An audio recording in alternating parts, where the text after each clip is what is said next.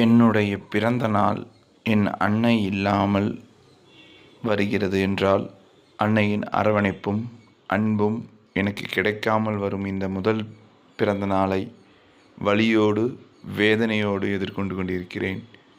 போன வருடம் என் அன்னையுடன் பாப்பாவை வைத்து கேக் வெட்டி அன்னை எனக்கு கேக் ஊட்டிவிட்டு அவர்கள் ஆசீர்வாதம் செய்தார்கள். ஆனால் இந்த வருடம் என் அன்னை என்னுடன் இல்லாமல் என்னை விட்டு விண்ணுலகம் சென்று விட்டார்கள். வலியும் வேதனைகளும் கலந்த ஒரு உணர்வே இருக்கிறது. ஒவ்வொரு பிறந்த நாளும் என்னுடைய அன்னையுடன் அனுகிரகம் வாங்குவதற்காக கோயிலுக்கு சென்றுவிட்டு நேராக அவரிடம் சென்று ஆசீர்வாதம் வாங்கி அவர் கையிலிருந்து 10 ரூபாய் வாங்குவது வணக்கம். இந்த வருடம் அவர்களுடைய ஆசீர்வாதம் அன்பும் எங்கு சென்று வாங்குவேன் என்பது தெரியாமல் இருக்கிறது. மிகுந்த வலியை வெளிப்படுத்த முடியாத ஒரு பிறந்த நாள்.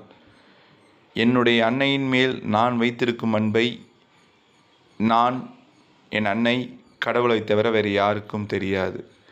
நான் என் அன்னையை எப்படியெல்லாம் பார்த்து கொள்ள விரும்பினேன் என்பது எனக்கு தெரியும், இறைவனுக்கு தெரியும். அது போதும். அதை நான் யாருக்கும் நிரூபிக்க வேண்டும் என்ற அவசியம் இல்லை. இந்த நல்ல நாளில் என்னுடைய ஒரே வேண்டுதல் என்னுடைய அன்னையுடைய அனுகிரகம் கிடைக்க வேண்டும் என்பதே மட்டும்தான். ஒவ்வொரு பிறந்த நாளும் ஒவ்வொரு வகையில் எனக்கு சந்தோஷத்தை கொடுக்கும். இந்த பிறந்தநாள் அந்த சந்தோஷத்தை எனக்கு கொடுக்கல அப்படிங்கிறது தான் உண்மை. ஏன் இந்த வாழ்க்கை நமக்கு கிடைச்சதுங்கிறத தோண வைக்கிற ஒரு பிறந்த நாளாக இருக்குது. வலியே மிகுந்து அன்னையின் அனுகிரகம் வேண்டிய பிறந்த நாளை கடந்து கொண்டிருக்கிறேன். மனதைரியத்தை இறைவனும் அன்னையும் தர வேண்டும்.